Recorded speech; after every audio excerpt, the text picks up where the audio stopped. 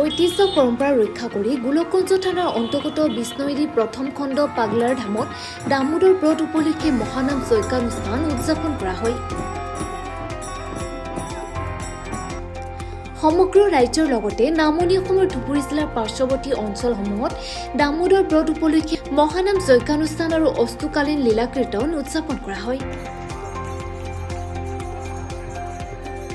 প্ৰায় 30 দিন ব্যাপী চলা এই দামোদৰ ব্ৰত বিভিন্ন নীতি নিয়মৰ মাজেৰে ভক্তবান ৰাইজে উদযাপন কৰে আৰু 30 দিনৰ অন্তত ভক্তবান ৰাইজে মিলিজুলি একত্ৰিত হৈ পূজনীয় মহন্তক মাতি আনি ধৰ্মীয় বিধি বিধানেৰে অনুষ্ঠানখনৰ সফল সামৰণি পৰে। ঠিক সমান্তৰালভাৱে গোলকগঞ্জ থানাৰ অন্তৰ্গত বিষ্ণুদৈ প্ৰথম খণ্ড পাগলাৰ ধামন মন্দিৰত উখল মাখল পৰিৱেশ বিৰাজ কৰিছে। আমাৰ প্ৰথম দিনেৰ কাৰ্যসূচী গঙ্গাধৰ নদীৰ পৰা পানি উত্তোলন করে আনি তাত ভাগবত পাঠ করি আমার তাত প্রসাদ বিতরণ করি নাম কীর্তন গাই আমি ইয়াত পাইছো। তাৰপিছত ইয়াত আৰু ভাগবত পাঠ আৰু নাম কীৰ্তন কৰি অধিবাস কৰি আছো। তাৰ পিছদিনা আমি পুৱা 6টাৰ পৰা নাম সংকীৰ্তন আৰম্ভ কৰিছো কৰি প্ৰসাদ বিতৰণ কৰি আছো। প্ৰথমতে মই ক'বলৈ বিচাৰিছো যে আমাৰ এইখন ধাম আজি প্ৰায় 150 বছৰৰ পৰা মানে আৰম্ভ হৈছে ধামখনৰ কাম।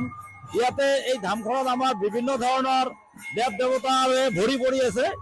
আমাৰ 1 নম্বৰত পাগলাৰ ধাম পাগলা বাবা আছে আৰু লগতে আমাৰ বুঢ়ী ঠাকুৰ আমাৰ কি কয় জকা ঠাকুৰ আৰু বিভিন্ন ধৰণৰ মূৰ্তি আমাৰ ইয়াত আছে। লগতে আমাৰ এক বৈচিত্ৰ্যপূৰ্ণ এটা আমাৰ পূজা ইয়াত পতা হয়। সেইখন হৈছে জগদ্ধাত্ৰী পূজা। এই জগদ্ধাত্ৰী পূজা কমেও 100 বছৰৰ পৰা আমাৰ ইয়াত চলি আছে, খুব ধুমধামেৰে হয়। এইবুলিও আমি বিভিন্ন কাৰ্যসূচীৰে আমি জগদ্ধাত্ৰী পূজা কৰিছিলোঁ। তাৰ পিছে আমি এইখন ধামতে আমি 1 মাহ জোৰা আমি কাতি গছা যে আছে এইটো তুলি আমাৰ বিভিন্ন নাম যজ্ঞ কৰি সদৌ শেষত আমি আমাৰ এই মহানাম যজ্ঞ আৰম্ভ কৰিছোঁ। এইটা কাৰিকৰী অসুবিধাৰ কাৰণে আমি পিছুৱাই লৈছোঁ।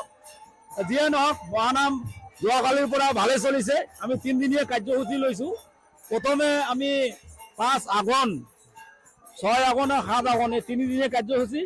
5 আঘোণত আমি অধিবাস কৰিছোঁ।